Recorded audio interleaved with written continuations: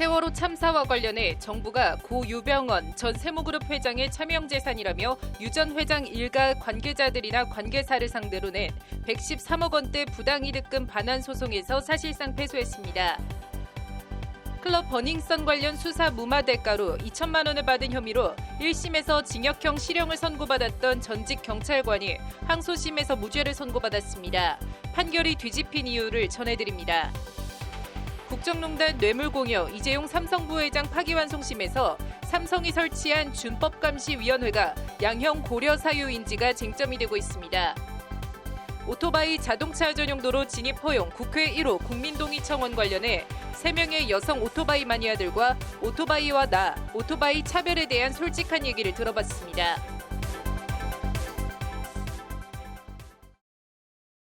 (2월 7일) 법률방송 로투데이 시작하겠습니다. 첫 소식입니다.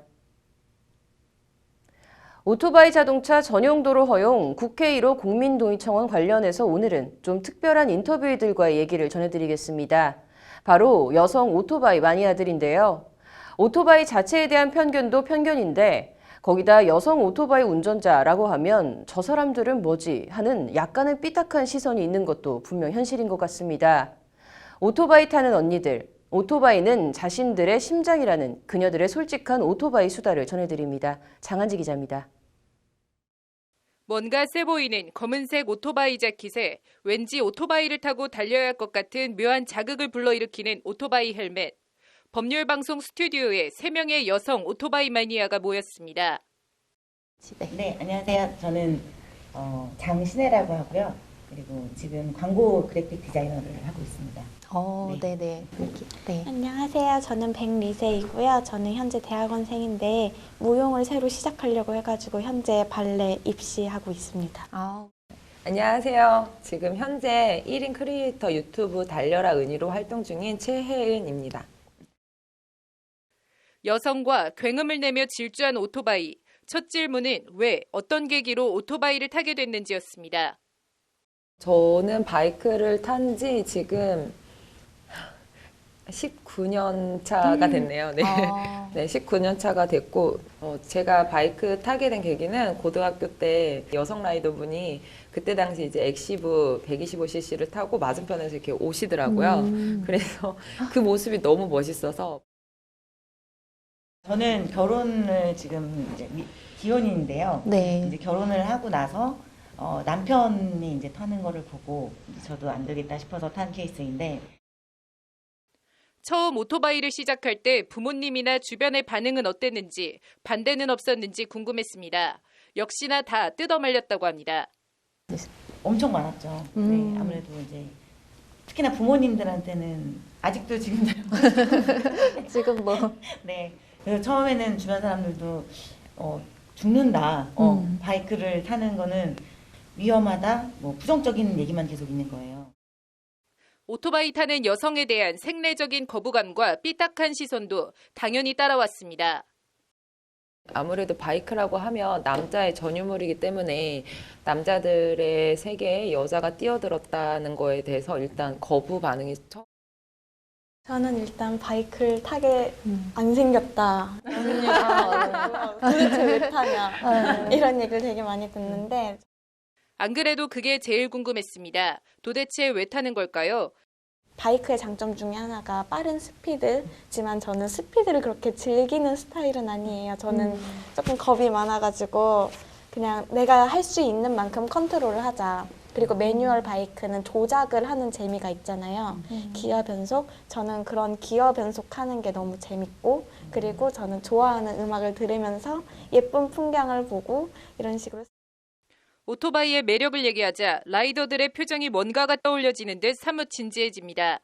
일단 저 같은 경우엔 바이크로 인해서 제 인생이 좀 바뀐 것 같아요. 그래요? 네. 인생의 완전한 전환점이 됐고 일단 나가서 달리는 것 자체가 저한테는 쌓아왔던 스트레스를 다 잊어버리는 것 같은 그런 희열을 좀 느끼고요. 내가 직접 운전을 하면서 그 운전의 모든 미세한 것들이 다 몸으로 전달을 시켜주거든요. 바이크는. 그래서 그런지 더더욱 그 희열을. 저는 오토바이 매력. 네.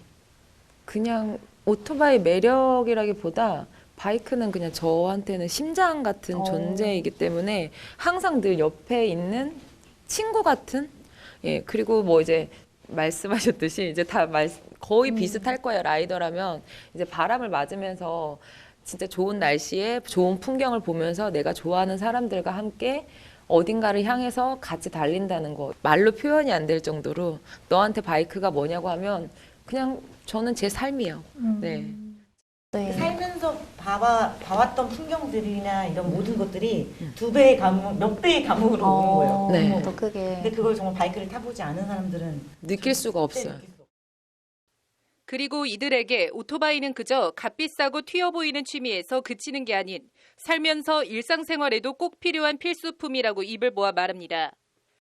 저는 일상용이랑 투어용 이렇게 두 가지가 있는데요. 스쿠터를 데리고 왔는데 그 일상생활용으로는 정말 편리한 것 같아요. 왜냐면은 아무 때나 집 근처 아무 때나 빠르게 가가지고 잠깐 세우고 용무 보고 돌아오고. 이제 스쿠터를 하나를 입양을 하게 됐어요. 그래서 스쿠터를 하나 만들어서 이제 타는데 서울은 스쿠터가 갑인 것 같아요. 정말 이 교통체증에서 스쿠터를 좀 많이 이렇게 타시면 교통체증이 좀 줄지 않을까라는. 스쿠터를 마치 반려동물처럼 데려왔다, 입양했다고 표현하며 오토바이에 대한 애정을 표현하는 세 사람. 그럼에도 오토바이에 대한 여러 편견과 차별을 얘기하는 대목에선 목소리가 높아집니다. 그만큼 저희도 소중하게 다루는 바이크들을 주차만 하려고 하면 바이크를 저쪽. 그러니까 저희도 똑같이 취득세를 내고 모든 나라의 세금들을 내면서 도로에서 운전을 하는 입장인데도 바이크는 한 공간에 주차를 잘 내주질 않아요. 네. 그래서 그쵸. 그런 면에서 좀 부당하다고 생각. 갑자기 택시가 끼어들면서 저한테 창문을 열고 오토바이는 차들을 피해 다녀야지 이렇게 자리를 차지하고 있으면 안 된다고 저한테 화를 내시는 거예요. 그래가지고 제가 너무 놀래가지고 아니 저도 이거 끌고 다니고 이거 보험 내고 다 하고 있는데 아저씨 그런 일이 저한테 굉장히 많았어요. 게다가 그냥 외관상 봤을 때 그냥 딱 여자애고 조그매 보이고 이러니까 더 만만하게 맞아요. 생각을 좀 많이 했어요. 한번 말문이 터지자 자신들이 왜 일부러 도로에서 소음을 내는지 오토바이를 타는 사람들만 아는 전문 용어를 섞어가며 오토바이 시내 주행에 대한 애환을 털어놓습니다. 끼어드는 차량이 너무 많아가지고 제가 크랙션을 울렸어요. 근데 안에 있던 운전자가 제가 어디 있는지 막 이렇게 찾는 거예요. 제가 크랙션을 울릴 때까지 저를 못 본 거죠. 저는 그런 거에 너무 충격을 먹어가지고 저는 운전할 때 옆 차들을 믿지를 않아요. 이 차들이 항상 언제 나를 향해 달려들지 모른다라는 생각을 갖고 이제 사각지대나 소리가 이제 저백이다 보니까 소리가 작잖아요. 좀 이런 말 써도 되나? 훅가시. 네, 훅가시란 말을 쓰는데 일부러 이렇게 스로틀을 당기는 이유가 저희를 방어하기 위해서거든요. 근데 그거를 시끄러워 뭐 아니면 뭐 쟤네는 소음 방해야 뭐 이런 식으로 안 좋게 보시는 분들인데 그것도 저희의 또 하나의 저희를 보호하는 수단이라고. 자동차 전용 도로보다 일반 시내의 도로 주행이 오토바이 운전자들에겐 훨씬 더 위험하다고 이들은 입을 모아 말합니다. 그러니까 오히려 바이크는 시내에서 가장 사고가 많이 나요. 자동차하고 같이 부딪히는 경우들. 그러니까 뭐 사거리나 뭐 신호등이나 이런 데에서 오히려 사고가 더 많이 나지 위험하기도 하고요. 네. 그런 곳에서는 오히려 외곽만 나가면 사고 나는 일은 거의 없거든요. 저 사례를 보더라도. 그런데도 거꾸로 자동차 전용 도로라는 것을 만들어서 오토바이만 못 들어가게 하는 건 현실을 전혀 모르는 오토바이를 타는 입장에선 정말 터무니없는 불합리한 규제라는 게 이들의 항변이자 하소연입니다. 자동차 전용 도로를 달릴 수 없다라는 것. 네. 그것도 사실 말이 안 되는 거예요. 네. 자유롭게 저희가 세금, 그러니까 모든 자동차와 같이 합당하게 받을 수 있을 만한 권리를 다른 나라에서는 다 모든 거를 같게 보는데 우리나라에서만 유독 바이크. 당연한 권리 주장인 거고 우리도 취등록세와 보험료 정말 비싸게 자동차보다도 더 몇 배 비싼 금액을 내고 도로를 달리는데 세금도 내잖아요. 그 권리를 누리지 못한다는 점 그게 너무 아쉬워요. 네. 자동차 전용 도로라는 제도와 용어 자체가 오토바이에 대한 근거 없는 편견과 규제를 만들어내고 강화한다는 것이 이들의 주장입니다. 저는 자동차 전용 도로가 있다는 것 자체가 우리나라 그냥 일반 자동차 운전자들에게 오토바이와 좀 다르다는 편견을 뭔가 심어주게 되는 계기가 되는 것 같아서 저는 그런 게 정말 싫었거든요. 왜냐면은 오토바이가 여기 왜 들어와? 오토바이는 오토바이끼리 다녀야지. 이런 식으로 아직까지 좀 많이 생각들을 음주운전, 칼치기, 과속 등은 자동차를 잘못 운전하는 사람의 문제이지 자동차 자체의 문제가 아닌 것처럼 오토바이도 마찬가지라는 겁니다. 이들이 바라는 건 큰 게 아닙니다. 자동차와 오토바이가 어느 한쪽을 배제하고 차별하는 게 아닌 서로를 배려하며 함께 달리자는 것, 달릴 수 있게 해달라는 겁니다. 일단은 인식이 정말 가장 중요할 것 같아요. 자동차와 바이크와의 서로 간의 이제 그 관계에 있어서 자동차만 타시는 분들이 바이크에 대한 인식을 안 좋게 보시지 마시고 좀 더 넓은 시야를 좀 가져주시고 서로 간에 신경을 좀 써주신다라면 여성 라이더 분들이 좀 더 많아졌으면 좋겠고요. 그리고 일반 라이더들이 아닌 그냥 배달하시는 분들도 안전장구 꼭꼭 착용해 주셨으면 좋겠고, 그리고 자동차도 오토바이를 서로 배려하고 오토바이도 자동차를 배려해서 그렇게 배려하는 라이딩을 했으면 좋겠습니다.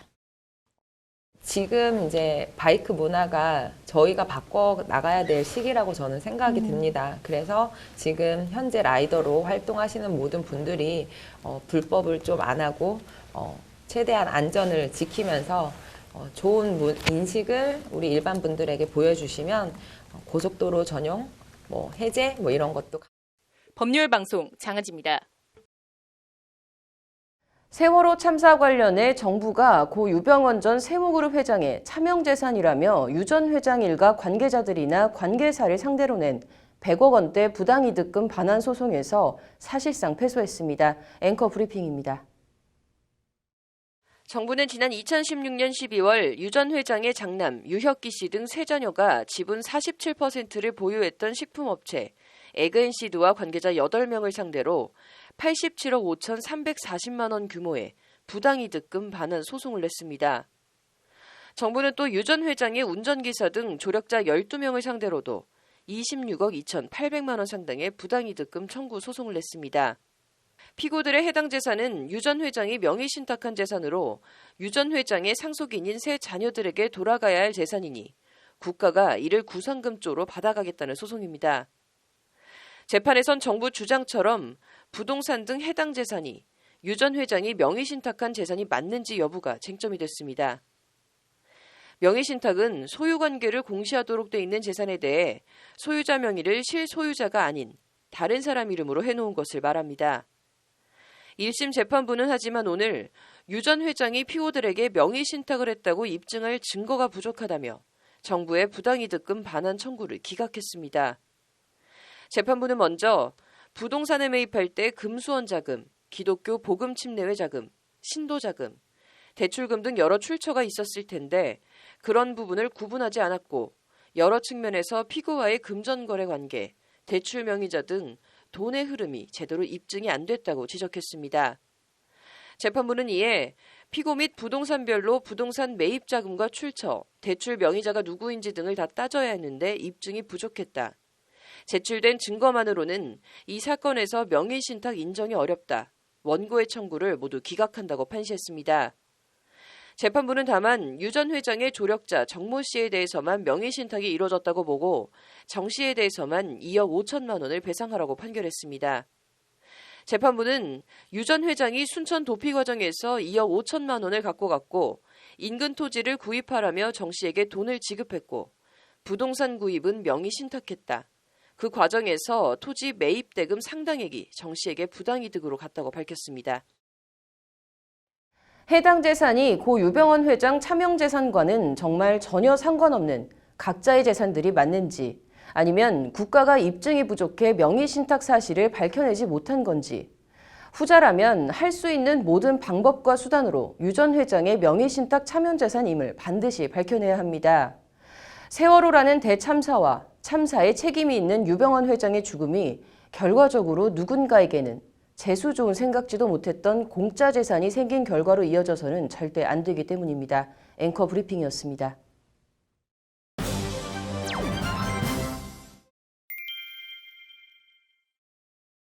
클럽 버닝썬과 버닝썬의 뒤를 봐준 경찰 사이의 연결고리로 지목돼 1심에서 징역형 실형을 선고받았던 전직 경찰관이 항소심에서는 무죄를 선고받았습니다. 판결이 뒤집힌 이유가 뭘까요? 판결로 보는 세상입니다.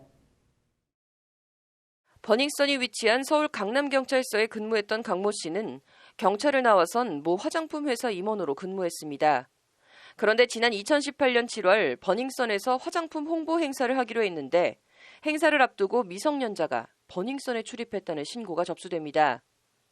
강 씨는 이 미성년자 출입 신고 사건을 무마하기 위해 버닝썬 측으로부터 2천만 원을 받은 특정범죄 가중처벌법상 알선수재 혐의로 재판에 넘겨졌습니다. 1심은 버닝썬 관련 사건을 무마하는 알선 명목으로 돈을 줬다는 이성현 버닝썬 대표 진술의 신빙성이 인정된다며 징역 1년 실형을 선고하며 추징금 2천만 원을 명령했습니다.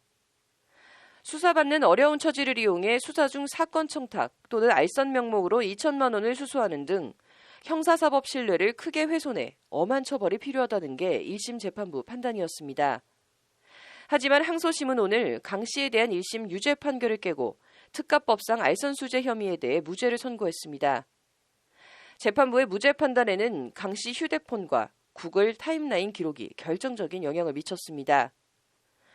강 씨가 사용한 휴대전화에 연결된 구글 타임라인 기록 등에 의하면 청탁 시점에 강 씨는 호텔 근처에 가지 않은 것으로 보인다. 공소 사실에 기재된 강소에 강 씨가 갔는지 여부와 실제 청탁을 받았는지 상당히 의심스러운 반증이 많다는 게 재판부 설명입니다. 휴대폰 기록에 의하면 사건 무마 청탁이 이뤄졌다고 지목된 호텔에 강 씨가 가지 않은 것으로 나타난 만큼 실제 금품 수수가 이뤄졌는지도 신중히 판단해야 한다는 취지입니다. 강 씨의 혐의에 합리적 의심의 여지가 있다는 것이 항소심 재판부 판단입니다. 궁금한 건 화장품 홍보 행사를 위해 강 씨에게 클럽까지 빌려준 버닝썬 대표는 그럼 무슨 억하심정이 있다고 강 씨에게 사건 무마 청탁조로 2천만 원을 줬다고 진술한 걸까요? 강 씨가 억울하게 엮인 걸까요? 검찰 공소 사실의 빈틈을 노려 기술적으로 혐의를 잘 빠져나간 걸까요? 클럽 버닝썬, 아무튼 요지경이라는 생각입니다. 판결로 보는 세상이었습니다. 오늘 준비한 소식은 여기까지입니다. 시청해주신 여러분 고맙습니다.